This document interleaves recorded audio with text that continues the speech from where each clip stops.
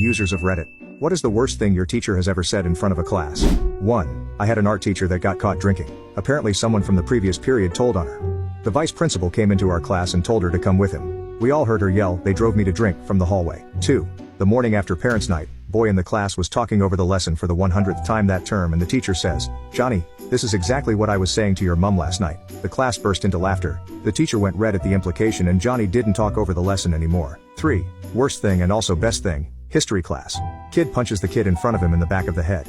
Teacher sees this and says, "Now he's gonna punch you in the head and you're all gonna sit there and watch because there's nothing you can do about it." 4. New year, new teacher, and his introduction was, "If you are loud I will hit you with the chalk." We all thought it was very funny, but the next day we learned what doom was because he never missed. 5. Old guy history teacher told a student in my class to go home and slit his fat wrists. 7. At the start of class our teacher just sat in silence for 5 minutes. We waited for him to begin. He then said, "You have just wasted 5 minutes of your life. You will never get that time back." A bit harsh on a class of 9-year-olds. 8. My sister once had a teacher tell the class that they had to write a paper on a famous Egyptian. You know, like Socrates. My sister was given in school suspension for disrupting class with her laughter.